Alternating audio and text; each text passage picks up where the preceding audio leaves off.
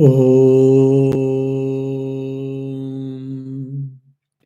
Asato Ma Sadgamaya Tamaso Ma Jyotirgamaya Mrityorma Amrutangamaya Om Shanti Shanti Shanti Harihi Om. O Lord, please lead us from unreality to the reality, from ignorance to the knowledge, and from death to immortality. Om, peace, peace, peace.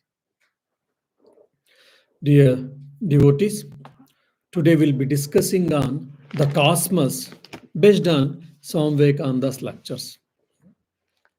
It is basically, actually, it was given as an independent lecture in the public lecture delivered in New York on 19 January 1896.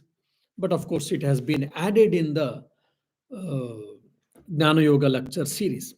And in that public lecture series, it is a third lecture series actually. And it is recorded by our great friend, or we should be owe to, all of us, we should owe to him, that is Goodwin. Now, here, interestingly, Swamiji starts this lecture with the philosophical speculation, which most of us are in the uh, philosophical things we see. What is that philosophical speculation? He says that we all of us we get some question at some point of time regarding the origin of the universe. When did this universe came into existence? How did this universe came into existence? Who created the universe? And how it is evolved or whatever. So with this question, he starts answering or whatever. So before getting into it, I would like to tell very shortly the philosophical speculations which has happened regarding the origin of the universe.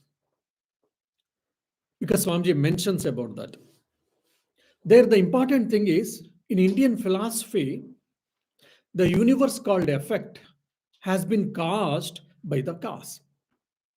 Now, someone say cause may be atoms, someone say cause may be some energy, or just you can rotate it.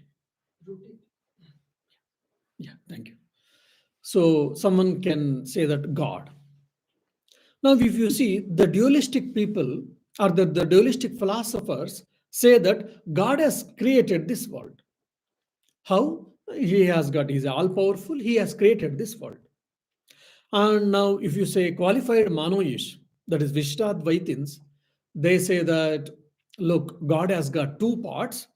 One is Chit, the other is called Achit. The whole universe has been emerged from this Achit part of the God, our Lord, and the sentient beings or life or whatever, everything has been emerged from the Chit part of the God.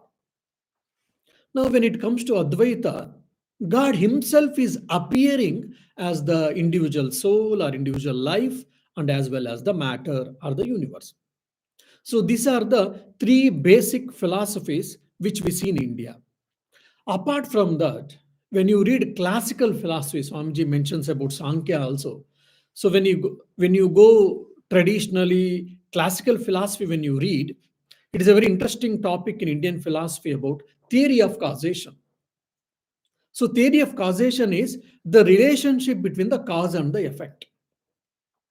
The theory of causation starts with the primary question whether the effect pre-exists in the cause. Whether the effect pre-exists in the cause.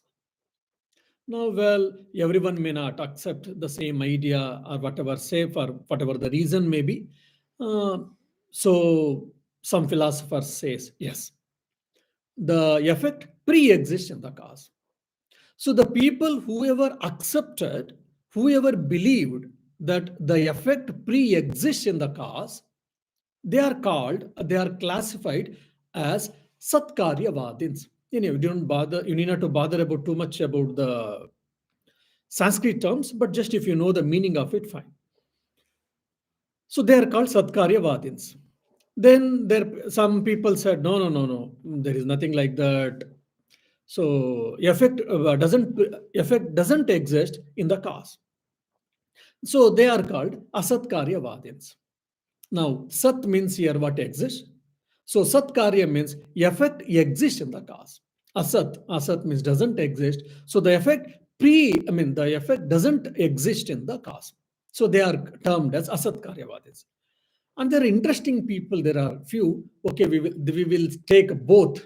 We will take a permutation combination of both of you, saying they are termed as sadasat karyavadins. They say that the effect exists and doesn't exist in the cause. So at broad canvas, so these are the three main classes or schools of philosophy we read. Now, when you go deeply, all this every school of philosophy has got so many subgroups also. For example, Satkaryavadin, where the effect pre-exists in the cause. So one is Parinamavada, the other is Vivartavada. Vivartavada is what? Theory of projection, which our Advaita Vedantins we say. And in the Vivartavada also, again, there are two things. One is Brahma Vivartavada, which Advaitins we say. And Mahayana school of Buddhism, that is Shunyavadins, they give a philosophy of Shunya Vivartavada, and Yogachara school, the Vijnanavada, they bring with the Vijnana Vivartavada. And one more school of philosophy in Satkaryavada, they are called Parinamavadins, means the cause really changes into effect. That is called Parinama. There, again, Sankyans comes under this Parinama. So they term as Prakriti Parinamavadins, and Vishishtadvaitins, they say Brahma Parinamavada. The God himself has gets transformed into matter and the beings. Anyhow. Now, in Asat Karyavada also, there are four main philosophies like Nyaya and Vaisheshika, logical school, logic syllogism, and atomic theory school. Both of them they say that Arambhavada, that every effect is what a new beginning. And there's Anitya Paramanuvada, Nitya Paramanuvada, Jolish they come into Swabhavavada, materialistic they say. And interestingly, Jain and Kumarina school, they comes into Sadasatkaryavada. So this is a very one broad idea regarding the theory of causation. Now, Swamiji is discussing about the macrocosm. That is what nothing but the universe. So Swamiji starts talking about how did this universe came into existence. And he makes a comment or statement that, okay, there are millions of attempts has been done by different people like philosophers, scientists, and they have come with their different philosophies, different theories. And he makes an interesting note that all of them are true, but maybe all of them are not complete. All of them are true. Everyone has made some attempt, some progress, but everyone may not be complete or all inclusive. And interestingly, he takes the reference from the Rigveda, Nasadiya Sukta, that earlier everything was unmanifested. They use in a particular expression that darkness. There was only dark, there was completely void, or there was completely unmanifested, basically. From there, the manifested things came into existence. Nasadiya Sukta, it comes, which is very beautiful. So he takes that argument and or that idea, and he starts explaining all whatever we see are perceptible through our five sense organs. All of them are nothing but, we can say, grosser manifestation. And this grosser manifestation has come from where, if you ask, Swamiji says that it has come from the subtle particles or subtle matter. And the subtle matter has come from where? And he takes the help of our Vedas and Upanishads. He says that the subtle matter has come from energy. And now the hidden fact is, or the hidden idea is, this energy has come from where? It is God or it is consciousness. Afterwards, he will conclude that idea. And he takes very few beautiful examples. He takes the example of plant and the seed. Now, how the plant has come into existence. Now, for an example, we are seeing a rose, any plant. How this plant came into existence? Or because someone has sowed the seed, and when the seed slowly germinated and saplings came, and slowly now the plant has come. And the plant has been evolved from the seed. And the plant also gives rise to few more seeds. From that, again the plant comes. So from seed, plant came. From plant, again seed comes. From seed, again plant comes. From plant, again seed or tree comes. So this is what the wonderful cycle is there. Similarly, from the egg, bird came, and bird lay eggs, and from that eggs again bird comes. And similarly, there's a water in the ocean because of the sunlight or whatever. It gets, evaporated in the form of water vapor, and it becomes a cloud. And when the rain comes, again the water comes and joins the ocean. And he gives one more example like this. Few examples he gives, and he concludes that there is a common cycle in all these phenomena basically. So there is a uniformity or uniform cycle in all these things. So whatever is the similar, there is the similarity begin at the beginning and at the end. So he says that whatever the theory of creation, it is cyclic. There are so many theories, like there is a cyclic theory, linear theory, and etc. So Swami Vivekananda is advocating that the theory of evolution is cyclic theory. For example, we can take a circle. So where we started from the point, once we finish the circle, again we have come and we have stopped. Then only a circle can get completed. So that means what? Whatever beginning and end, both are getting connected. And to very logically he brings out all these ideas. To substantiate his arguments, he brings the Kapila, who is the oldest philosopher in the world, even than the Vedas. He brings his Kapila Sutra. One is called Nashaha Karana Layaha. Of course, the sutras are not there in the complete works, but when you read deeply, you will be able to understand. Kapila's Sutra, which is called Nashaha, means Karana Layaha, means nasha. What do you mean by destruction or dissolution or whatever? That is nothing but merging in the karana or merging in the cause or going back to the cause. That is what Swamiji quotes this, and he substantiate his arguments. And he also gives one more example. For an example, there's a wooden table, and if the wooden table is destroyed, what happens? What is left out? The wooden table has been broken or has been broken into pieces. That means just there are pieces of wood. Fine, even that wood has been, if you broke, what happens? Then you can say small fragment of pieces of wood. Then again, still you sizzle it out. Then you can say atom or energy or matter or whatever. And again, that slowly that will form as a wood.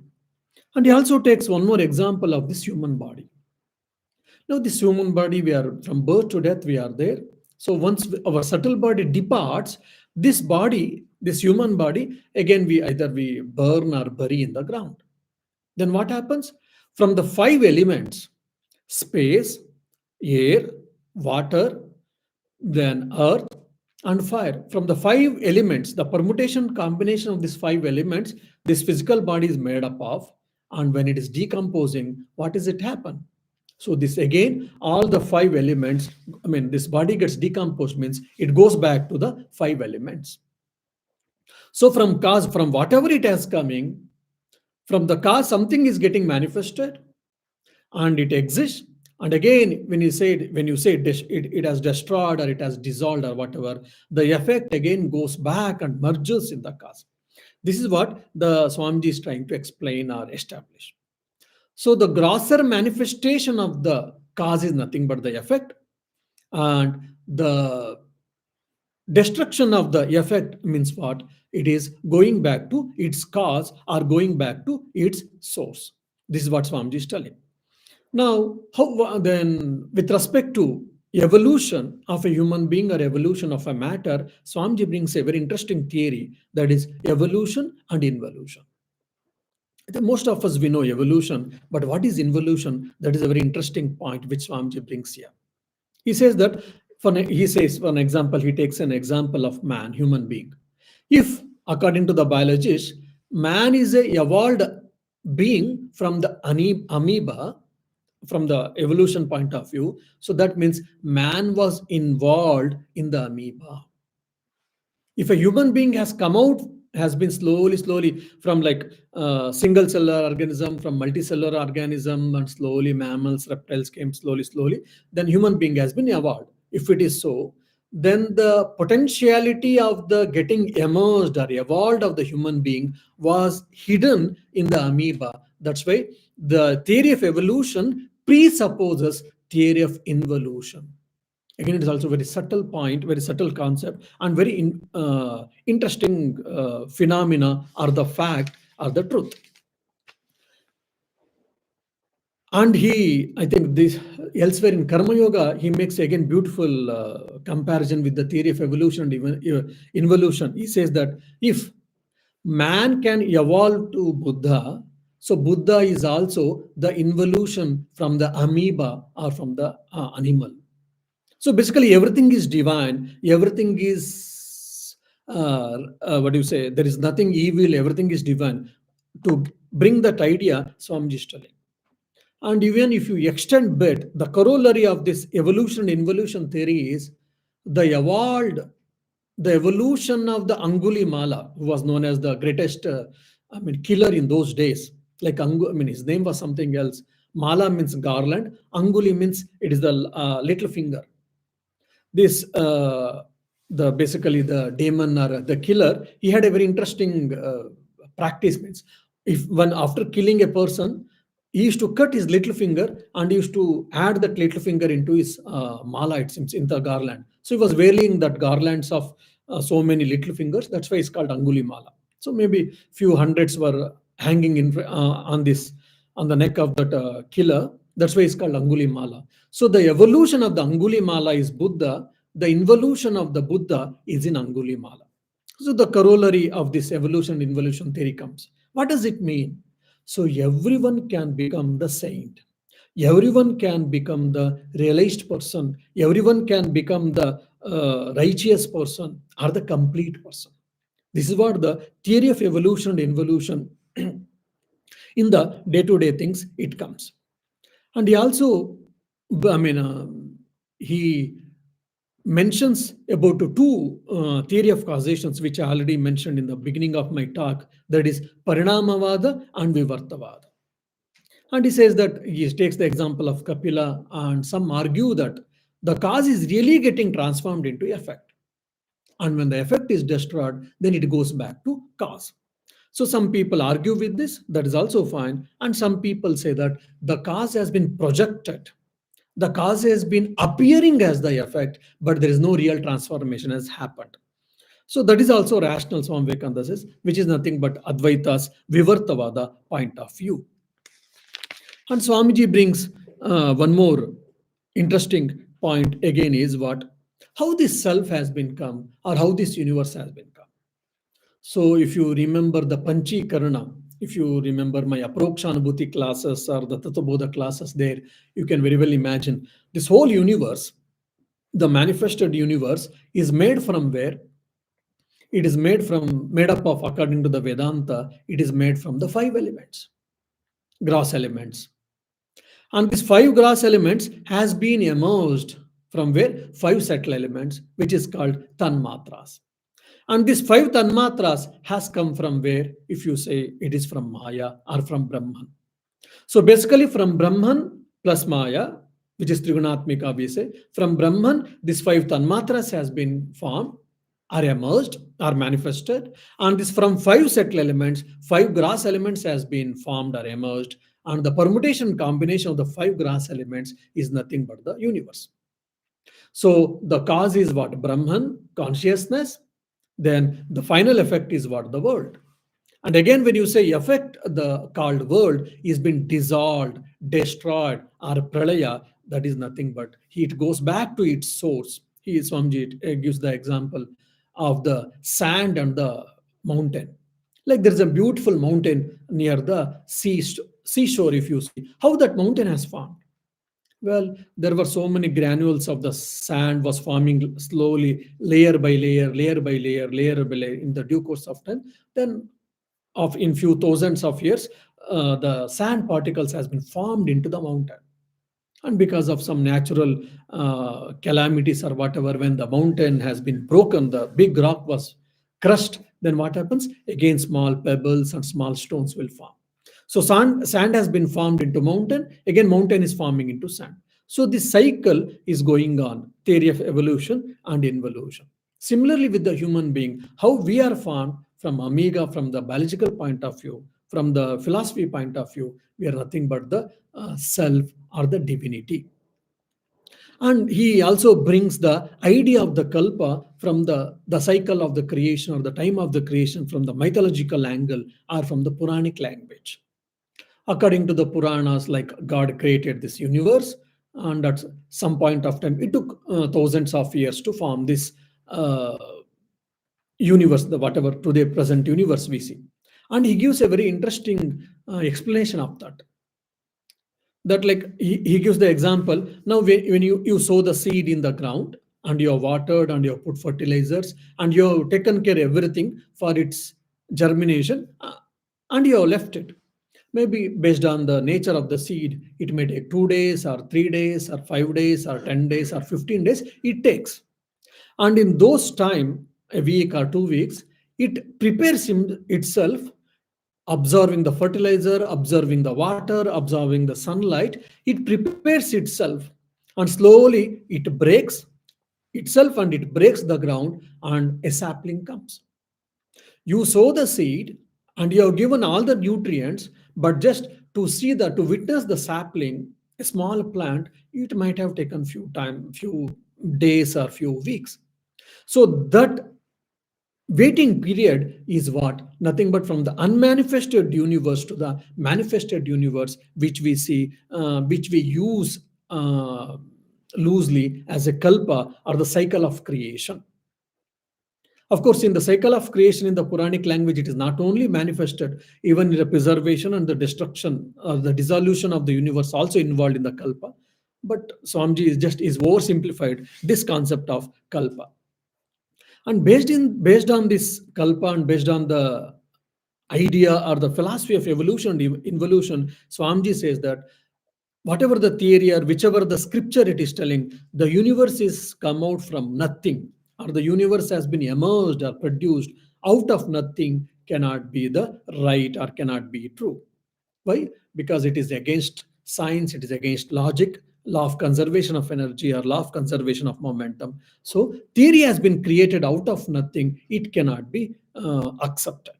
There should be something out of which the world or the universe or any product or any matter has been formed. That is what Swamiji is saying that.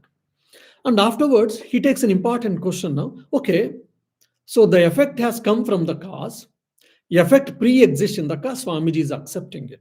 And he's also advocating that.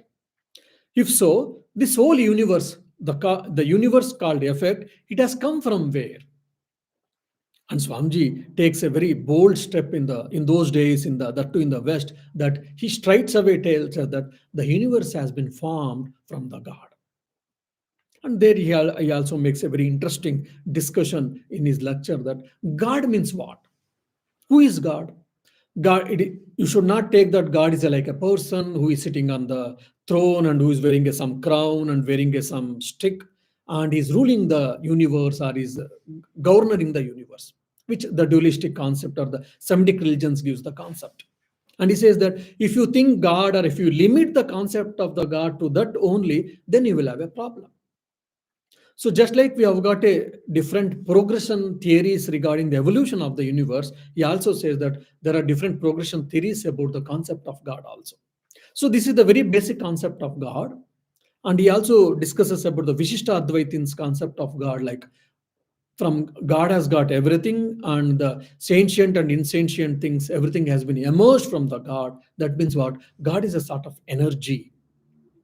God is a complete, and God is a consciousness. Somewhere the Advaitic concept of God, Swami Vivekananda ends. So God means what? He equates with the cosmic intelligence or universal intelligence. So from this universal intelligence, everything has been formed. So and he also says that this is the better word to accept that the whole universe has been formed from the God. So we should not have any problem with the word called God, Swami Vivekananda says. And he also takes the example of why do we need cosmic intelligence? And he brings the argument saying that, like, we all our scriptures, including Bible, Quran, and Vedas, Upanishads, everyone accepts that the man is the crown of the creation, is the best creation, is the crown of the creation. Why? Because he's an intelligent being and he can realize himself, he can realize the ultimate truth, and he can get free person. So basically, he's an intelligent being and who has got a power of discrimination, who has got a power of choice also, all of these reasons. So this intelligence, whichever exists in the man, so that should be as that should has come from somewhere. From where? It cannot come out of nothing. It has come from that cosmic intelligence, and that cosmic intelligence, I would like to call it as by the name called God. So the individual intelligence and the cosmic intelligence he compares, and he says that God is nothing but the cosmic intelligence, a cosmic mind, or cosmic power, cosmic energy, and we are the part of it. And he also explains the theory of creation based on the Nasadiya Sukta, basically, that at some point of time you can say that there was nothing.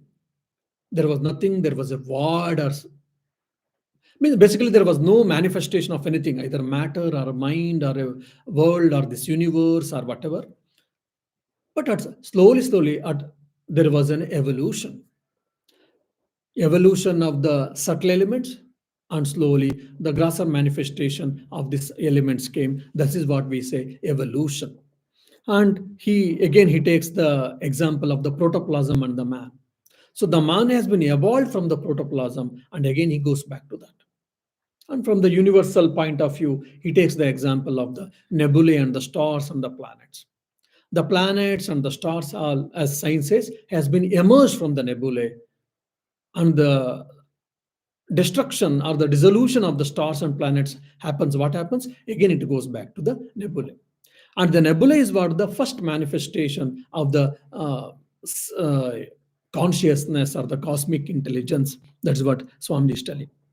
And basically, the creation and the preservation, the dissolution, it is the cyclic theory. That is what Swami Vivekananda is trying to tell.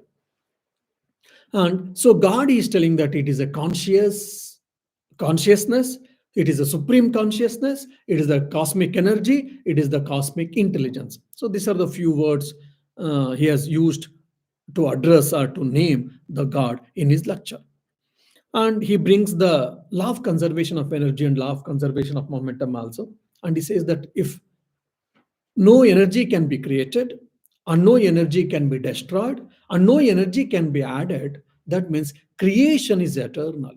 This idea we can see in the Vedas and the Purva Mimamsas, Kumarila school and Prabhakara school of Mimamsa. They advocate this theory very strongly. He says that that makes very lot of sense, that the creation is eternal. So it is going from unmanifested to manifested state, from manifested state to unmanifested state. So, but there is a time where the creation is happening, but it is not manifested, and we say it is only, we say that there was nothing, but it is not actually nothing. Only it is a time taken for the cosmic intelligence to prepare itself for the manifestation. That's all. You cannot say there was nothing. And why? Because the law of conservation of energy says, and it takes the help of the Vedic theory of creation, because creation is eternal. So creation, preservation, dissolution or destruction, this is eternally going on. So there was no time that there was no creation or preservation or dissolution according to the Vedas. And Swamiji also takes this is what the right understanding. And as a maybe corollary or as a side theory based on his evolution theory, he says that everyone has got the divinity. Even the universe or the sentient beings, insentient things, in everything and in everyone, there is a divinity. In the insentient things like a rock or a minerals, that may not be manifested because there is no reflecting medium. Whereas in the human being, it is very well, because of the reflecting medium, it is manifested in all the animals and plants also. But whereas in the human being, there is a lot of chance to experience and to get free. And also he says that so there is no good and there is no bad actually. There's only one thing, good But then how do you define bad or evil? He gives a very beautiful, explanation is what the loss of or the less manifestation of the divinity is what nothing but the evil. The theory of evil is very big problem in the philosophy actually. When we read the classical philosophy, they discuss a lot. And also, if you see, there was a big tussle in the Nyaya and the Sankhya and the Vedanta long, a few centuries before, that whether the darkness exists or not. In the account to Nyaya and the Vaisheshika, for them, dark is also an important element which exists eternally. Now, Vedantins say, no, darkness cannot exist. It is not independently, it cannot exist. Then, how do you define darkness? He said the absence of light is darkness, that's all. But darkness is not an important or independent component or element which can exist. Of course, when we read, say, philosophy, all these things will come into a lot of speculations and theories are there. And Swami says that, so what is darkness? It is the absence of light. So similarly, if you say evil, it is the absence of the divinity. So absence of divinity means what? It is not completely absence. It is only the lesser manifestation of the divinity. Now, it is a philosophical angle or it is a philosophical speculation. It is a philosophical stand. But when you deeply understand, there is a lot of a takeaway message from this particular idea. Means, so every sinner can become the greatest saint. Or for an example, I have sinned and I have done, I'm an evil person or I'm very mean-minded person. I want to become a better, but I'm unable to. All these type of, thinking, thought process we all face. So this Swami Vivekananda's idea, based on the Advaita Vedanta, gives a confidence and gives a light and gives a, for an example, confidence for all of us that yes, by practice, by trying, one can become the saint, one can become the complete man, one can become the realized man, or otherwise, one can manifest the divinity, one can express the divinity, and one can experience the divinity. That is what the important takeaway message from here. So he says that the man has evolved from the God, and the God is involved, and the God is involved in the human being or in the man. Now, in Karma Yoga, he makes a very interesting point with this pertaining to this idea how this freedom of choice actually it is our strength and it is a weakness or it is a problem for a human being. How? He takes the example of the cow. For example, we know that cow never tells lie. Fine. At the same time, cow never tells truth also. Because there is no chance or there is no scope or there is no freedom for it either to tell lie or to select to tell lie to tell the truth. It is basically biologically driven things in the animals, mostly there.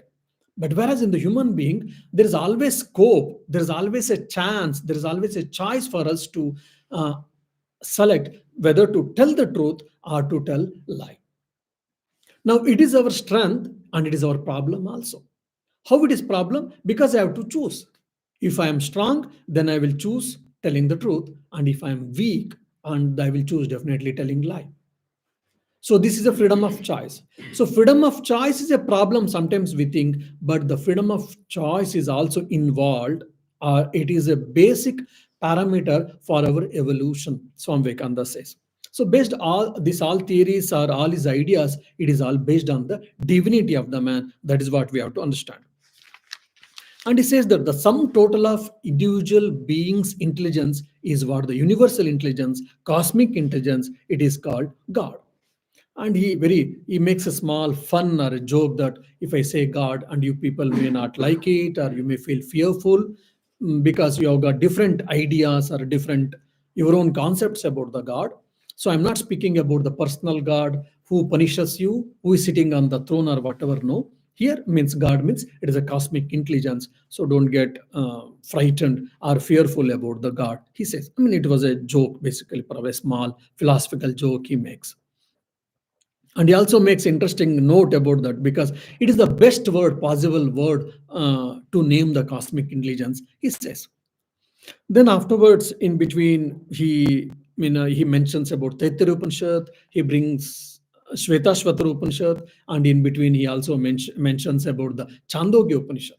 Like Chandogya Upanishad, he says that Vacharambano Vikaru Namadeya Mritikaseva Satyam. He brings that. All these names and forms are just, it is an appearance, but the inner material alone is true. For an example, that there is a different articles made from the clay. So the clay alone is real, but there are different articles made up of. Because there are different shapes, we have got different names. The clay alone is real. So similarly, there are so many types of materials or products or whatever. They are all appearances, but the inner product, the inner core of all of them is what? Consciousness. And he gives that example from the uh, Brodhanika Upanishad. And Shvetashvatara Upanishad, you are Tvam Stri, Tvam Puman, Tvam Kumara, Utava Kumari, Tvam Jirnova, Dandena Vanchasi, Tvam Jato Bhavasi Vishwatomaka. It's from Shvetashvatara Upanishad basically. This idea he takes Swamiji and he says that if you are an animal, if you are a plant, or human being, that is a male or female or a child or a grown up or whomever, so yeah, everyone and everything is what? He means what? He means here God. And even he says that even the ocean is the God, the gentle air is God, gentle breeze is God, and what about the volcano or the gust, strong wind? Even it is God. So whatever you speak, everything is God actually. And he also brings the Teturupnishat idea that only God exists. We have come out from the God or from the self or from the cosmic intelligence, as Swamiji says. We have come out from cosmic intelligence. We stay in the cosmic intelligence and we get merged in the cosmic intelligence. So we have come from the God, we live in the God, and we get merged. We get merged in the God. This is the final dictum we have to understand. This is what the goal we have to achieve. Swami Vivekananda says. And he also says that, I mean, yato va imani bhutani jayante, yena jatani jivanti, yet prayanta bisam vishanti. Taittiriya Upanishad, the idea, he takes that, he says that we are born of him, we live in him, and unto him we return. So this is the idea he concludes, basically, Swamiji, that from the whole has come from the Lord, and everything exists in the Lord or the God or the cosmic intelligence, and everything gets merged in the cosmic intelligence. So whatever we see the universe and the universe products, everything has been appearing or has been emerged from the cosmic intelligence called God. So everything is what? Divine. And here only, basically the whole idea can be summed up in a one Vedic statement or Upanishadic statement that Sarvam Kalvidam Brahma. Whatever exists in the world, manifested and unmanifested, sentient or insentient, saint and the sinner, animals, plants, matter, everything, energy, everything is what? Consciousness or cosmic principle or universal principle or God. Now, when we hear all these things, logically, many times we can understand, we can appreciate to a larger extent, but it may not be the matter of fact for all of us. Why it is so? Because of our impurities of the mind. And apart from that, one big question will come for all of us. Everything is God, you are saying, Swamiji. How is it possible? For an example, you are able to perceive, even I am able to perceive this as a cloth. Then how can the cloth can be the God? So here we have to break the barrier. I think already I've told in some of the classes that because of my mind and because of our sense organs, we are seeing things in a particular format or in a particular form that we have taken it for granted or we have accepted. So the time and space or that nama rupa, whatever we say, and the name and form, we are unable to break that barrier. So the consciousness or the self or the Chaitanya is beyond this name and space causation or time and space causation, or it is beyond name and form. And whatever we are seeing, whatever we are perceiving, the cloth, yes, we are seeing this cloth in the transactional analysis into day-to-day affairs. It is true, it is real, and we have to accept it, no doubt. But because of our mind and because of our five sense organs of knowledge, we are perceiving these objects or the matter or the universe in a particular form. Once you go beyond that, then you'll be able to see things different. That's what happens in the Nirvikalpa Samadhi. The individuality has been seized, and individuality ceases to exist, and he has gone beyond the mind, means he has gone beyond the time and space causation, and he or she has gone beyond the name and form. Then what? He experiences Ahamasmi Brahma, I am that Brahman. So this is what the idea Swamiji is trying to tell in the macrocosmos or in the cosmos. Now, whenever we hear our hearing or intellectual idea and our experience, many times it doesn't go together. It doesn't get what do you say? It doesn't get tallied. Why? Because we are hearing the great people's or realized people's experience, and at the same time we are experiencing from the ignorant. We are trying to tally the experience of the great people and the experience of an ignorant person. That's where it is mismatching. So once you get out from the time and space causation, or this name and form, which we call ignorance, then we'll be able to experience that everything has come from the God or cosmic principle, and everything is in the cosmic principle, everything is existing in the cosmic principle, and finally everything gets merged or dissolved in the cosmic principle. This can be the matter of the fact. This can be the matter of a fact. And even we can see in the life of Swami Vivekananda, in all the great monks or saints' life, we can, in the Ramana Maharshi's case, for example, this phenomena has been the matter of experience for all of them. So to study more and more, to think it more and more, so the ignorance should be removed, the wrong notion, the wrong idea, the wrong perception should be removed, so that it will help us to understand and experience the truth, that is, everything is the consciousness. Consciousness and consciousness alone exists. It is appearing as many, or it, and I, you, and this world is appearing. That's all. The consciousness is appearing as all of them. So may Swami Vivekananda bless all of us so that we can experience this cosmic intelligence or consciousness. Om Shanti Shanti Shanti. Harihi Om Tat Sat. Shri Rama Krishna Arpanamastu. Next week I'll be going to Belfast, so that we'll not have a class. Maybe after 15 days we'll be discussing about the microcosmos based on Swami Vivekananda's lectures. Thank you.